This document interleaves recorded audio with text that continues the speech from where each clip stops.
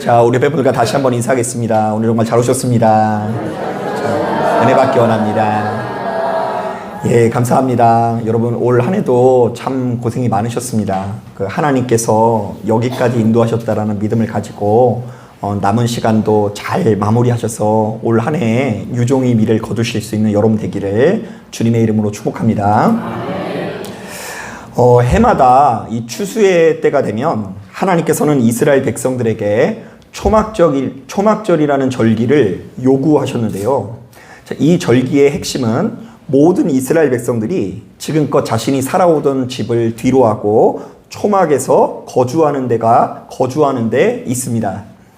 자, 그들은 이 초막절이 되면 지금까지 살아왔던 그 집을 이렇게 뒤로하고 무려 일주일 동안이나 아주 허름한 이 초막에 살면서 자신들의 조상들이 무려 몇 년 동안요? 40여 년 동안 광야에 머물러 있었다라는 것을 떠올리는데요. 자, 그러니까 이스라엘 백성들은 1년 중 가장 풍요롭고 배부른 시기에 그들의 역사상 가장 가난하고 배고팠던 시기를 다시금 떠올렸다라는 것이죠. 자, 43절을 보면 여기에 담긴 의도를 어렵지 않게 알 수 있는데요. 자, 성경은 그것을 이렇게 설명합니다. 자, 한번 따라해 보겠습니다. 나는 너희의 하나님, 여호와인 것을 알게 하려고 초막절을 명한다. 자, 그러니까 어민이 뜯었을 때 이 초막절의 핵심은 추수 그 자체에 있는 것이 아니라 그들을 여기까지 인도하신 누구를 기억하는 것이라고요. 예, 여호와 하나님을 기억하는 것에 있는데요. 특히 내가 내 인생에 가장 힘들고 고통스러운 순간에 하나님께서 나와 끝까지 함께 하사 이렇게 좋은 날을 누리게 하신 것에 대한 감사와 기쁨이 있어야 한다는 것입니다. 자, 그러니까 이것은 단순히 특정한 환경에 대한 기억이 아니고요. 특별한 존재에 대한 기억이라고 할 수 있는데요. 자, 그 존재가 누구라고요? 지금 이 순간 여전히 나는 너희의 하나님 여호와라고 말씀하시는 분이십니다. 자, 바로 이런 점에서 이스라엘 백성들에게 신앙이란 어떤 상황에서든 하나님의 은혜를 잊지 않고 기억하는 삶이라고 할 수 있습니다. 자, 그리고 그 은혜를 얼마나 깊이, 얼마나 자주 기억하느냐에 따라서 그 사람의 믿음의 정도가 드러나게 되는데요. 자, 하나님의 은혜를 진심으로 자주 강하게 기억하는 사람은 믿음 안에서 선하고 아름다운 사람이 될 수가 있고요. 반대로 받은 은혜를 점점 더 흐릿하게 잊어가고 좀처럼 기억하지 못하는 사람은 결국에는 하나님과 상관없는 사람이 될 수밖에 없다라는 것이죠. 자, 그런데 여러분들도 잘 아시겠지만 육신의 옷을 입고 있는 우리들은 그래도 내가 힘들고 괴로울 때는 하나님의 이름을 불러야 안 불러요? 예, 부르기 마련이지만 모든 문제가 해결되고 형통할 때는 하나님의 이름을 까맣게 잊어버리는데요. 자, 그래서 이스라엘 백성들은 1년 중 가장 풍요롭고 배부른 시기에 그들의 역사상 가장 가난하고 배고팠던 시기의 환경을 그대로 조성해 놓고 바로 그곳에서 하나님의 이름을 더욱 절박하게 부르는 시간을 가져본다는 것입니다. 자, 바로 이런 점에서 이 성경은 우리가 참 특이하게도 모든 것이 풍족하고 여유 있는 상태보다 도리어 모든 것이 부족하고 가난한 상태를 더욱 복되고 아름다운 상태로 묘사하고 있다는 것을 우리는 기억해야 돼요. 여러분, 우리는 풍요로운 게 좋아요? 가난한 게 좋아요? 네, 저도 풍요로운 게 좋아요. 근데 우리들은 그런 본성을 가지고 있는데 이 성경은 풍요로운 것보다 어떤 것을 더 아름답게 여긴다고요? 가난하게 아름답게 여기는데 그 이유는 무엇입니까? 풍요로울 때는 하나님을 잃어버리고 그분의 이름을 부르지 않아요. 그런데 가난하고 배고플 때는, 어려움이 있을 때는 우리 하나님의 도우심을 요청하게 되는데 바로 그렇기 때문에 이들이 이 초막에서 거주하기도 하고요. 성경은 거듭해서 이 모든 것이 풍족해서 하나님의 이름을 부르지 않는 상태보다 가난해서 하나님을 부르는 상태가 훨씬 더 건강한 상태라고 우리들에게 묘사하고 있어요. 자, 이것은 이 저의 메시지가 아니라 성경 전반에 걸쳐서 우리에게 계속해서 전하는 말씀인데요. 여러분, 누가복음 3장을 보면 이 같은 사실이 너무나 잘 드러납니다. 자, 거기 보면 역사상 가장 위대한 선지자인 세례 요한이 등장하는데요. 이 사람은 여자가 낳은 자 중에 가장 큰 자라고 말할 정도로 역사상 가장 뛰어난 선지자예요. 자, 그런데 이런 선지자가 이 땅에 태어났을 때 그때의 상황을 이 성경은 이렇게 묘사합니다. 하나님의 말씀이 빈들에 있는 세례 요한에게 임했다. 자, 이 세례 요한이라는 사람이 머문 곳이 어디라고 이야기해요?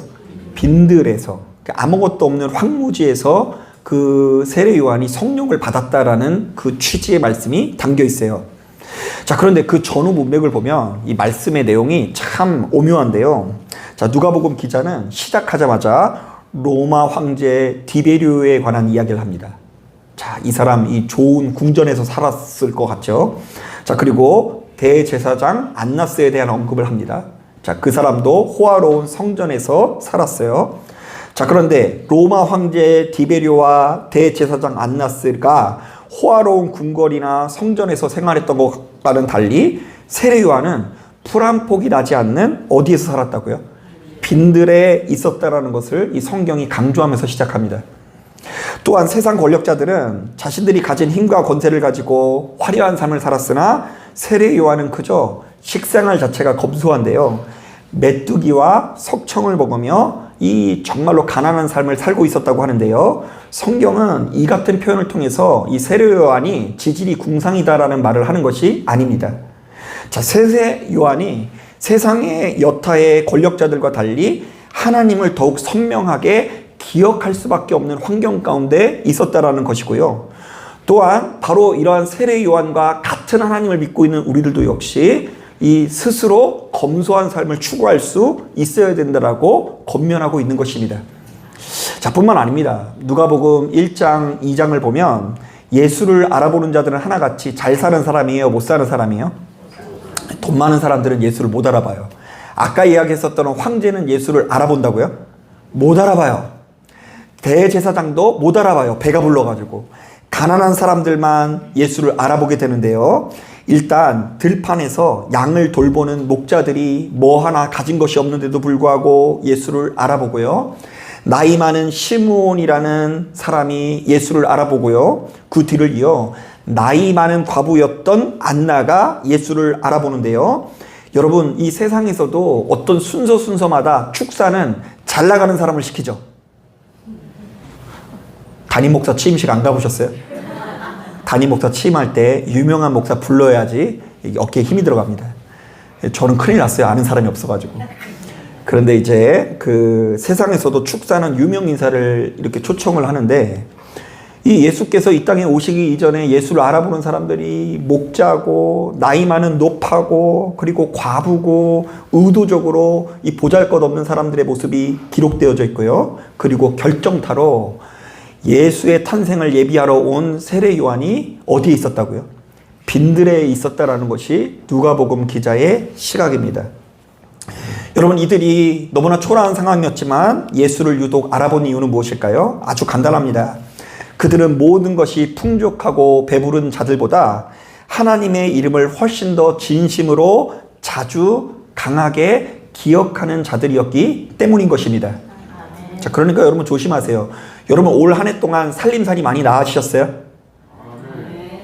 큰일 났네. 여러분 살림살이 많이 나아졌으면 이제 여러분 눈이 어두워질 확률이 높습니다. 여러분 모든 것이 평탄해가지고 이제 뭐 걱정이 없으세요? 그러면 이제 우리는 이제 더 이상 하나님 앞에 예배드리기가 참 어려운 환경 가운데 거하게 됩니다. 그러므로 우리는 2025년 한 해를 정리하면서 우리도 역시 초막을 짓고 그 초막에 들어가서 여기까지 인도하신 하나님의 이름을 다시 한번 절박하게 떠올리면서 하나님 없으면, 하나님의 도우심 없으면 죽을 것 같은 그때의 그 기억을 다시금 되돌리기 위해서 노력해야 된다는 것입니다. 자, 내가 가장 힘들고 괴로울 때, 내가 그야말로 빈들에서 허덕일 때 하나님께서 나와 동행하사 하나님께서 나를 좋은 곳으로 인도하사 그래도 이렇게 좋은 날을 누리게 하신 것에 대한 감사와 기쁨이 있어야 한다는 것입니다. 그러니까 예수님 없었으면 내가 벌써 죽었을 수도 있는데, 이게 제3자가 봤을 때는 말도 안 되는 고백이거든요. 그런데 진짜 힘들고 고통스러운 나는 실제로 과거에 일어설 수가 없었고, 우리 가정은 가망이 이제 1도 남아있지 않은 절망의 상태였지만, 그래도 누구의 도우심 때문에?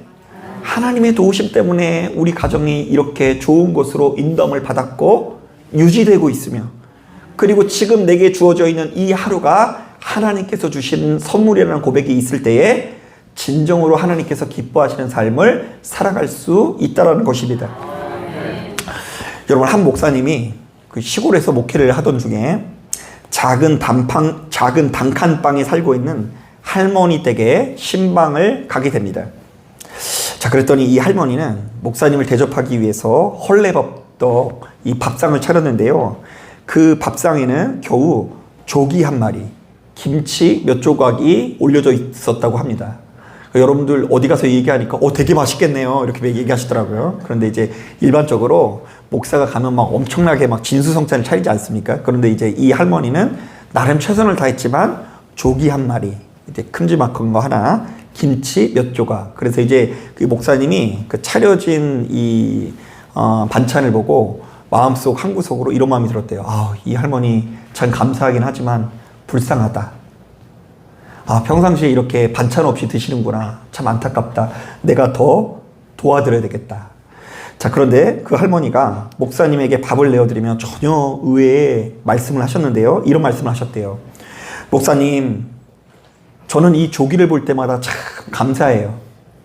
옛날에는 이 조기 하나가 얼마나 귀한지 식구 5명이 나눠서 먹었는데, 이제는 언제든 제가 마음 먹으면 저 혼자 먹을 수 있으니 얼마나 감사한지 모릅니다. 하나님께서 이렇게 나에게 좋은 것을 주셨다라는 고백을 가지고 이 조기를 먹는데, 오늘은 특별히 목사님을 대접할 수 있어서 너무 감사합니다. 이렇게 이야기를 하는데 목사님이 숨이 멎는 줄 알았대요. 자기가 지금 방금 전에 이 고백을 듣기 전까지만 하더라도 이분을 불쌍하게 여겼는데, 어쩌면 이분은 자신이 가지고 있지 못하는 믿음의 고백을 가지고 있었던 거예요.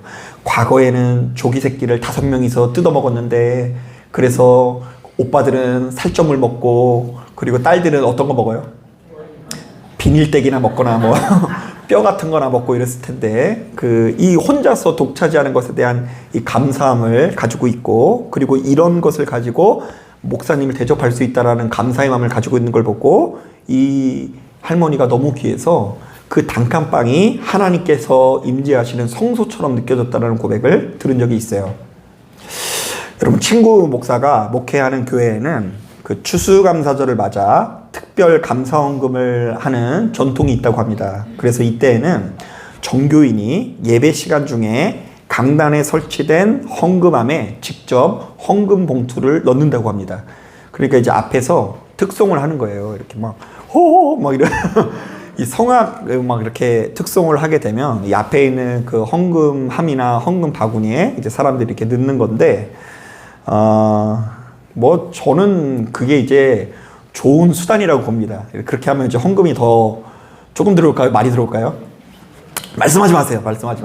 제가 부정적으로 보려고 하는 건 아닌데, 이제 추수감사절이 되면 그렇게 하는 전통이 있다고 합니다. 자, 그런데 이제 유독 평소보다 가득 채워져 있는 이 헌금 봉투를 정리하던 중에 한 봉투가 유독 이 목사님의 눈에 띄었는데요. 그 봉투에는 구겨진 1,000원짜리 몇 장과 함께 손편지가 들어 있었는데요. 편지에는 이렇게 적혀 있었다고 합니다. 목사님, 하나님께 드릴 게 이것밖에 없어요. 그래도 올 한 해도 우리 아들 살아있고 밥 굶지 않고 살아온 것만 해도 저는 충분히 감사합니다. 이 돈은 시장에서 폐지 주어 모은 돈이에요. 하나님께서 제 삶을 기억해 주시기를 바라는 마음으로 드립니다. 좀 울컥하지 않아요? 저는 이거 막 읽는데 괜히 울컥해지네요. 저는 이 이야기를 듣고 그 글을 읽다가 너무 감동을 받았는데요. 왜냐하면 바로 이것이야말로 하나님께서 기뻐하시는 참 예물이라고 느껴졌기 때문입니다. 폐지를 주어서 모은 그 1,000원짜리 몇 장과 함께 드려진 편지.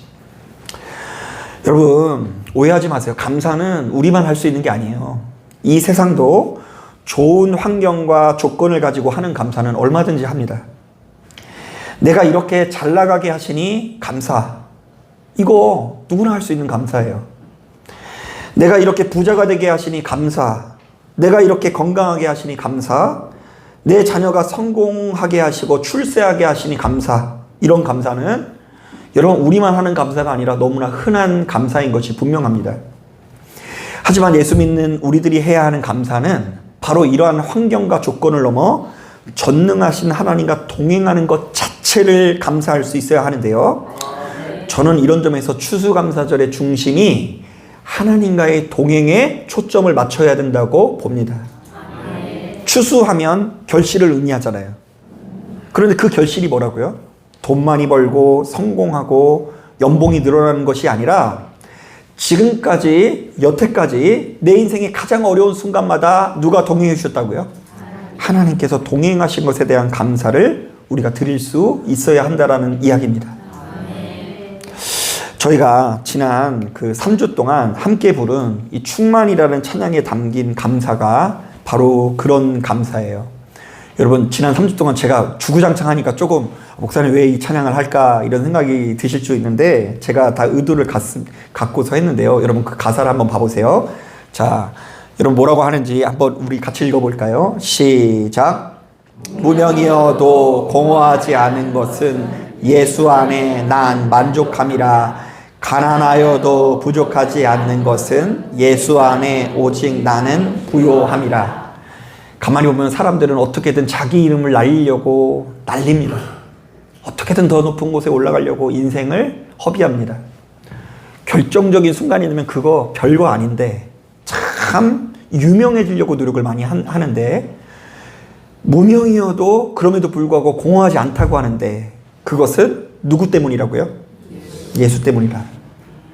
세상에서는 다 부유해지려고 하고 풍요로워지려고 하지만 그럼에도 불구하고 가난에도 불구하고 이 괴롭지 않다고 하는데 그게 누구 때문이라고요? 예수님 때문에. 자, 그 뒤에 이런 말도 있어요. 우리 같이 한번 읽어볼게요. 시작. 고난 중에도 견뎌낼 수 있는 것은 주의 계획 믿기 때문이라. 실패하여도 일어설 수 있는 것은 예수 안에 오직 나는 승리함이라. 고난이 안 오는 것이 우리가 가진 최고의 축복이 아니라 고난 중에도 주님의 계획을 신뢰하는 것이 우리에게 주어진 최고의 축복입니다. 내 지금 눈앞에 뭐가 보이는 게 하나도 없어요. 어두워요. 교회도 지상이 아니라 어디에 있다고요? 지하에 있어요. 어두워져. 낮에 들어와도 이 교회가 밤인지 낮인지 구분이 안 돼요. 그런데 그럼에도 불구하고 우리를 향한 하나님의 계획을 믿는 것이 믿음이에요. 여러분들이 잘 아시는 것처럼 이 빌립보서라는 것은 옥중 편지로서 사도 바울이 로마 감옥에 갇힌 상태로 빌립보 교인들에게 전한 편지입니다. 여러분 오늘날에는 이 감옥이 되게 화제인 게 뭐냐면요. 여러분 감옥 안 가보셨죠? 저도 안 가봤는데 요즘에 감옥에 밥이 그렇게 맛있대요. 요즘에 그 네이버에 쳐보면 그 감옥 식단이 다 나와요. 우리보다 더 잘 먹어. 그러니까 좀 배가 고프다 그러면 범죄를 저질러서 가면은 배부르게 먹을 수 있어요. 자, 그런데 당시만 하더라도 이 감옥이 무슨 인권이 있습니까? 뭐가 있습니까? 감옥에서 너무 고돼서 죽는 경우가 많았어요. 쥐들도 많고 뭐 벌레들도 많고. 근데 그 감옥에 갇힌 바울이 뭐라고 고백하는 줄 아십니까? 우리 같이 한번 읽어보겠습니다. 내가 궁핍함으로 읽어볼게요. 시작. 내가 궁핍함으로 말하는 것이 아니니라. 어떠한 형편에든지 나는 자족하기를 배웠노니 나는 비천에 처할 줄도 알고 풍부에 처할 줄도 알아. 모든 일 곧 배부름과 배고픔과 풍부와 궁핍함에도 처할 줄 아는 일체의 비결을 배웠노라. 내게 능력 주시는 자 안에서 내가 모든 것을 할 수 있느니라. 그러니까 주어진 환경이 어떻든 간에 자기는 자족하면서 사는 법을 배웠대요. 왜요? 무엇 때문에요? 내게 능력 주시는 자 안에서 내가 그것을 할 수 있느니라. 그러니까 여기서 모든 것을 할 수 있느니라는 내가 주님의 이름을 붙들면 뭐든지 다 성공할 수 있다 뭐 이런 종류의 이야기가 아니라 뭐 아픈데 예수의 이름으로 하면 떠나가라 뭐 이러면 다 낫는다 이런 얘기가 아니라 지금 나는 궁핍해요. 지금 나는 가난해요. 나는 세상적인 열매가 없어요. 그런데 내게 능력 주시는 자 예수가 있기 때문에 주어진 순간에 만족을 누리고 행복을 누릴 수 있다라는 이 바울의 고백인 것입니다. 여러분 이런 점에서 우리가 또 하나 주목해야 되는 이 간증이 있는데요. 고린도후서 6장을 보면 사도 바울이 성도들에게 이런 간증을 남깁니다. 우리 같이 한번 읽어볼게요. 시작. 우리는 무명한 자 같으나 유명한 자요 죽은 자 같으나 보라 우리가 살아있고 징계를 받는 자 같으나 죽임을 당하지 아니하고 근심하는 자 같으나 항상 기뻐하고 가난한 자 같으나 많은 사람을 부유하게 하고 아무것도 없는 자 같으나 모든 것을 가진 자로다. 여러분 사실 고린도 교회는 바울의 사도직을 의심하면서 바울을 무시하는 사람들 투성이었습니다. 그들은 툭하면 이 바울이 건강하지 못한 것을 가지고 조롱을 했어요. 바울이 뭐 안구에 질환이 있는지 간질이 있는지 툭하면 쓰러졌는데 그렇다 보니까 당시 사고를 보았을 때는 건강하지 못한 이 바울은 하나님의 일을 할 자격이 없는 거예요. 쥐도 축복을 받지 못하면서 무슨 사역을 해? 이런 말이 나왔어요. 특별히 예수 믿는데 불구하고 이 바울이 얼마나 고난을 당했는지 그 성서학자들에 가면 바울의 등허리에 엄청난 흉터가 있었을 거라고 생각을 말하더라고요. 채찍질을 하도 당해가지고 등이 다 파였을 거래요. 내세울 것이 하나도 없어요. 고난만 당하고 그렇게 배운 사람이 글은 잘 쓰는데 말도 못한다고 하면서 조롱하는 사람이 있었습니다. 여러분 목사로서 자기가 담임하는 이 성도들에게 지지를 받지 못하고 빈정거림을 당하고 조롱을 당한다는 거 생각보다 쉬운 일은 아닐 수 있어요. 자, 그러나 바울은 이런 평가 앞에서도 위축되지 않았는데요. 왜냐하면 그는 자신이 누구인지, 자신이 어디에서 왔고 어디로 가는지, 그리고 자신 안에 누가 계신지를 너무나 분명히 알고 있었기 때문입니다. 그러니까 여러분, 누가 여러분들의 속을 뒤집혀놔도 너무 지나치게 요동할 필요가 없는 거예요. 지금 내가 누구이고 지금 내 안에 거하시는 분이 얼마나 위대한 분인지를 알면 우리는 요동하지 않고 격동하지 않고 우리의 인생을 더 아름답게 나아갈 수 있는 것입니다. 그래서 실제로 바울도 역시 자신 안에 있는 그 하나님을 붙들면서 이렇게 고백합니다. 나는 무명한 자 같지만 하늘의 생명책에 내 이름이 기록된 자요. 나는 가난한 자 같지만 하늘의 영광을 유업으로 받을 자요. 아무것도 없는 자 같지만 예수 안에서 모든 것을 가진 자로다. 여러분 이것을 모르니까 해마다 추수감사절이 되면 생각보다 많은 성도님들이 왠지 모를 씁쓸함을 느낍니다. 왜냐하면 아무리 봐도 자신은 감사하고 싶으나 감사할 건덕지가 없기 때문입니다. 분명히 추수감사절인데 내 손에 추수의 열매가 보이지 않고 남들은 저마다 이렇게 앞서가는데 나만 요 모양 요 꼴이라는 이 어두운 마음이 들 수가 있죠. 남들은 번듯한 직장이 있는데 나만 없는 것 같고, 남들은 아름다운 가정을 꾸려 알콩달콩 사는데 나만 내 곁에 아무도 없는 것 같다는 초람이 몰려올 수 있습니다. 남들은 제법 자리를 잡고 풍요롭게 사는데 이 정도 나이가 되면 뭐 하나 부족함 없이 살아가는 것 같은데 나만 이렇게 요 모양 요 꼴처럼 살아간다라는 패배감이 몰려올 수 있어요. 과거에 함께 교제하던 청년이 오랜 시도 끝에 겨우겨우 취업을 한 이후에 저에게 이런 이야기를 한 적이 있습니다. 전도사님, 이제 직장에 숨을 수 있어서 참 다행이네요. 여러분 이 말의 의미가 무엇인지 알겠어요? 명절 때마다 그놈의 친척들이 다 묻는 거예요. 너 직장은? 그럴 때마다 이렇게 얘기했었는데, 이 직장에 들어가서 돈을 벌고 뭐 이러는 것도 좋지만 이제는 누가 물어봤을 때 어디에 숨을 수 있다고요? 직장에 숨을 수 있어서 다행이다. 그런데 그 세계가 끝도 없는 게요. 내가 꼭 취직을 하면 남들은 또 나보다 더 좋은 직장에 들어가더라고요. 거기에 숨기가 참 어렵다라는 생각이 듭니다. 결국 우리는 직장에 숨는 게 아니라 모아둔 돈에 숨는 것이 아니라 나를 여기까지 인도하신 누구 품 안에서 숨어야 된다고요? 하나님 안에서 숨어야 된다라는 것이죠. 수시로 육신의 옷을 가지고 있는 우리들은 주변에 나보다 잘 나가는 사람들을 보면서 어두운 마음에 사로잡힐 수밖에 없는데, 이런 우리들이 어떻게 감사하는 마음으로 예배드릴 수 있을까? 어떤 면에서 감사는커녕 우리는 툭하면 마음이 좁아질 수 있고요. 더 나아가서는 나보다 잘 나가는 사람들을 향한 괜한 질투와 시기가 몰려오게 될 수 있습니다. 어떤 면에서 목사들의 세계도 마찬가지예요. 주 안에서는 하나인데 옆에 있는 교회가 잘 되면 어디가 아프다고요? 배가 아프고, 우리 교회가 잘 되는 건 모르겠지만 남들이 잘 된다는 소식을 듣고 그렇게 호의적으로 나오지를 않아요. 함께 기뻐해 주질 않아요.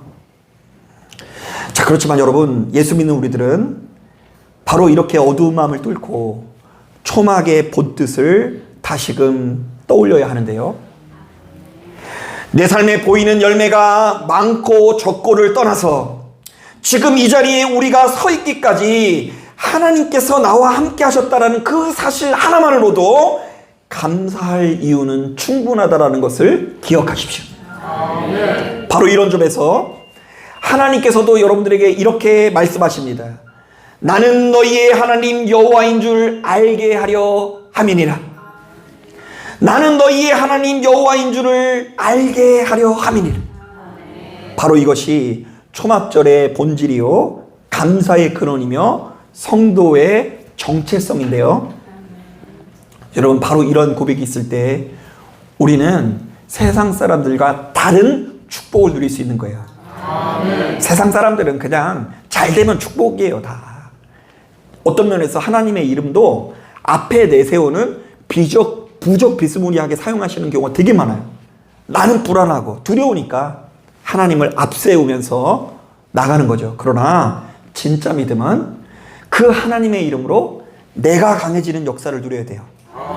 단단해지고 요동하지 않고 옆에 잘 나가는 사람을 볼 때에 배 아파하는 것이 아니라 마음껏 박수 쳐주면서 너는 너대로의 길을 가고 나는 또 나에게 주어지는 길을 걸어가면서 여기까지 인도하신 하나님을 향한 감사의 마음으로 우리가 무장해야 된다는 것입니다. 자, 사랑하는 여러분, 육신의 옷을 입고 있는 우리들이 처한 환경은 수시로 변하지만 하나님께서는 변하지 않는다는 것을 기억하십시오. 육신의 옷을 입고 있는 우리들의 감정은 수시로 요동치지만 하나님께서는 흔들리지 않는다는 것을 기억하시길 바랍니다. 바로 이런 차원에서 예수 믿는 우리들이 이번 추수감사절을 맞아 이런 고백을 남겼으면 합니다. 자, 한번 따라해 보겠습니다. 주님, 제가 아직 부족하고 연약해도 저를 잊지 않고 여기까지 인도해 주시니 감사합니다. 한 번 더 따라하겠습니다. 나는 너희의 하나님이라 하신 그 말씀 하나로 저는 충분합니다. 네. 그러니까 너무 여러분들의 형편이 넉넉하면 초막으로 가세요. 초막에서 어떤 걸 또 묵상해야 돼요? 나는 너희의 하나님이라. 이 말씀을 묵상하면서 집중하기 위해서 노력해야 되고요. 설령 2025년의 끝자락에서 지금 내가 서 있는 자리가 비록 초막처럼 느껴진다고 할지라도 바로 그 말씀을 통해서 위로받는 여러분들이 되길 바랍니다. 너의 인생이 주변에 많은 사람들이 볼 때 초라해 보이고 아무 열매가 없고 심지어 너 스스로도 납득이 안 가는 아주 비참한 상태처럼 느껴질 수 있지만 그럼에도 불구하고 나는 너의 하나님이라.